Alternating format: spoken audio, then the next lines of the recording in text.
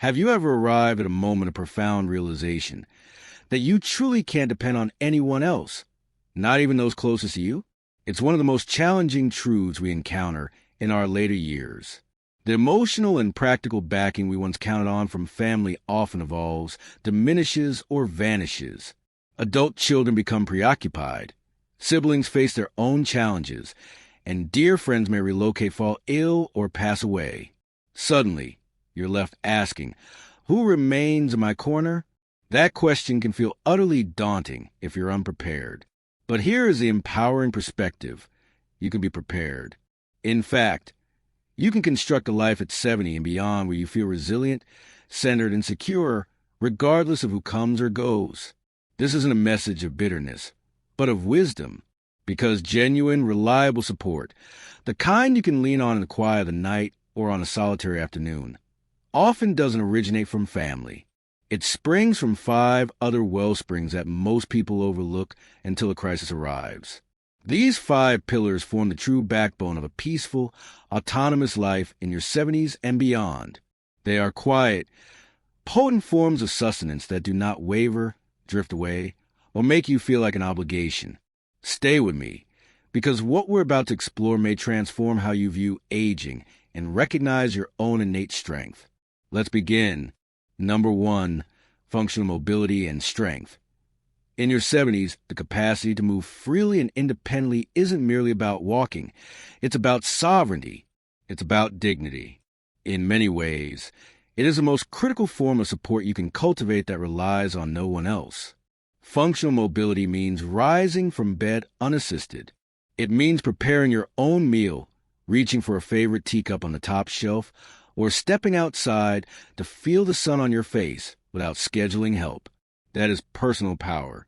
That is command over your daily existence. Crucially, it's a form of emotional fortitude seldom discussed, because it breeds confidence and diminishes fear. When your body serves you well, you worry less about becoming a burden. Let's be clear. Maintaining mobility after 70 isn't about athletic feats. It's about safeguarding your joints, preserving your balance, and keeping your muscles engaged enough to trust your own stability. Modest habits like daily morning stretches, a brief walk, or using light weights can have a transformative impact, and it is never too late to begin. Many believe physical decline is inevitable. It is not. Your body responds more to your actions than to your chronological age.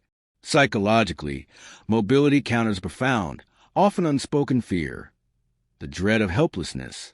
When the body becomes dependent, the spirit can begin to contract. You may second-guess outings, decline invitations, and avoid adventures not from disinterest, but from anxiety about managing. That isn't aging gracefully. It's retreating, and you have the power to choose differently. Consider the example of Leonard, 78, whom I often see walking perimeter of his local park with a walking stick. When asked about his dedication, he shared, "The day I stop moving is the day I start waiting. I choose to live, not wait." His mobility isn't flawless, but it is his own. It enables him to grocery shop, visit friends, and ascend his front steps with pride. This independence wasn't handed to him. He preserved it through consistent, deliberate action. The reality is this: investing in your physical capacity, even modestly, yields a freedom often underappreciated until it's lost. Family may not always be available to drive you or assist you after a stumble, but if your legs are strong, your core is stable, and your balance is trained, you can postpone such dependencies.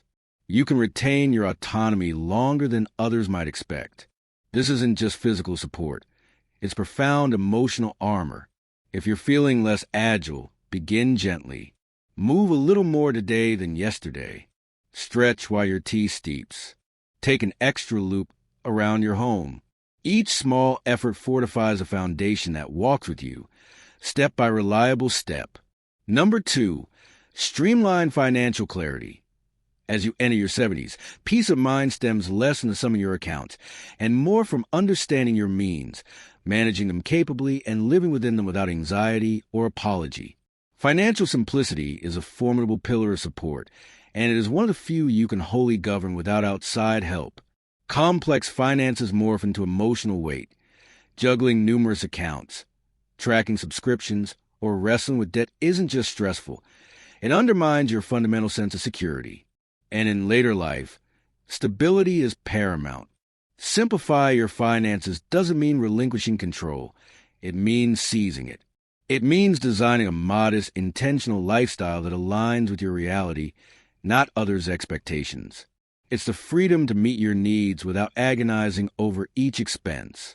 Think of it as decluttering a crowded room. Once order is restored, your mind can find rest. Psychologically, financial clarity alleviates one of the greatest sources of late-life worry: uncertainty. Lying awake wondering, will my resources last? Or what if I need costly care?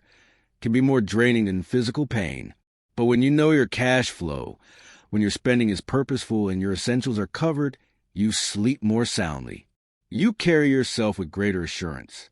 I recall my friend Beatrice, a 75-year-old former teacher. After losing her partner, she consulted a financial advisor and decided to simplify radically: a smaller home, consolidated accounts, one credit card, and trimmed unnecessary expenses. She told me, "I used to dread the mail. Now I open it with calm clarity." She even started a small independence fund, just a few dollars set aside weekly, that symbolizes a command over her economic life. What Beatrice achieved wasn't about wealth. It was about clarity, a deliberate choice to streamline so she could focus on living fully. When your finances are straightforward, you require less assistance managing them. You don't need to call a relative to decipher a statement. You are the author of your fiscal story. If your financial picture feels overwhelming, start with a single, clear step. Cancel and use services, combine accounts, track income, and outgo plainly. Craft a system so simple you could sketch on a napkin. Ultimately, peace resides not in the amount, but in the understanding. If you're finding this perspective grounding, please comment clarity below. To make sure you never miss our supportive guides, please subscribe and hit the notification bell. Your engagement helps us continue this important work. Let's move forward. Asterisk, asterisk. Number 3, a steadfast personal care ritual. Beyond 70, your most reliable support isn't your family, neighbors, or physician. It's the daily health ritual you faithfully maintain. I'm not referring to intense regimens or costly remedies, but the small, consistent acts you perform each day to nurture your body and mind. This is self-reliance in its purest form. When your physical vessel feels cared for, your spirit finds its footing. Many wait for a health scare before taking action, like repairing a fence during a storm. A consistent routine reverses this. It makes you proactive. Walking daily, drinking ample water, taking medications on schedule, and choosing nourishing foods create a rhythm of self-respect. This rhythm sustains you on days when motivation wanes. There is hidden strength in routine, particularly in later years. Psychologically, it reduces anxiety by eliminating constant small decisions. You don't debate whether to do it. You simply do. This predictability builds stability, which fosters confidence. And confidence is what allows you to feel capable, not burdensome. Take George, an 82-year-old retired mechanic. Each morning, he prepares herbal tea, completes gentle seated exercises, takes his vitamins, and walks for 20 minutes. He shared, "It's not about the activity. It's about telling myself I still matter." His ritual isn't primarily about fitness. It's about identity, honoring the part of himself that persists. When you have a steady routine, you inherently need less assistance.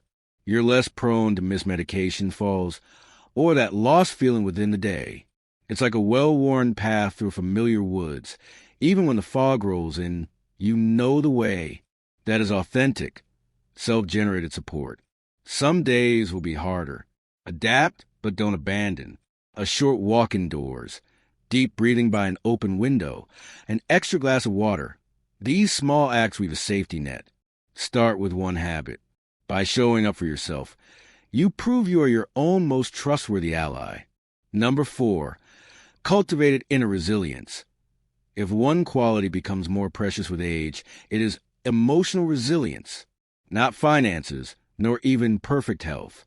Because when your inner world is sturdy, you can endure nearly anything: loneliness, grief, change, and yes, the letdowns that sometimes come from loved ones. Resilience lets you sit in stillness without emptiness and face difficulty without feeling shattered. By 70, life has likely presented significant losses. The error is believing resilience means never feeling sorrow. True resilience is about experiencing deep emotion without being consumed by it. It's allowing pain to move through you, not to define you. This strength comes from the quiet affirmation: "This is hard, but I can bear it." Each time you do, you become less fearful of the future. Consider Irene, 77, who lives alone since her partner's passing. When asked how she manages difficult evenings, she said, "I light a single candle each night. It's my ritual, a reminder that I am still here, still present. Some nights I weep, others I smile, but I always acknowledge I made it through today." That small act is resilience in practice. This fortitude isn't just for major crises. It's for daily disappointments. When a call isn't returned, a friend moves away, or an ability fades. If every shift crumbles you, life becomes a series of wounds. With resilience, you claim freedom. You are not hostage to others' choices or life's unpredictability. You choose your response. Psychologically, resilience retrains your mind. It slows frantic thoughts, soothes your nervous system, and builds a profound confidence that you can navigate uncertainty. To foster it, practice gentle self-talk, acknowledge feelings without letting them reign, and establish grounding habits: journaling, nature time, listening to beloved music. Remember, you have survived every previous challenge. That is evidence of your strength. When external supports fade, a resilient heart ensures you remain upright, clear-eyed, and fundamentally complete. If this message is speaking to you, please comment resilience below. And to stay connected with our community for more content like this, please subscribe and turn on the bell. Now, let's explore our final pillar, asterisk, asterisk. Number 5, a defined personal philosophy. In your later years, few things are as anchoring as a consciously held personal philosophy, your own code of values. When the external world changes and people prove unreliable, this internal compass provides direction. It reminds you who you are, what you stand for, and how you intend to live, irrespective of others' actions. Many seniors experience a loss of direction after lifetimes defined by roles: parent, professional, spouse. When those titles recede, the question, "Who am I now?" arises. A personal philosophy answers it. Your code might include integrity, compassion, curiosity, simplicity, or gratitude. These are not for public acclaim. They are for private integrity. Living by your values liberates you from seeking approval or fearing dissent. Your equilibrium ceases to depend on external validation. I think of Walter in his early 80s, who shared a simple creed: "I speak honestly. I waste nothing. I return what I borrow. I forgive quickly. I rest with a clear mind." He lives by these principles daily. He isn't wealthy or surrounded by family, yet he carries a rare, quiet dignity. His code anchors him.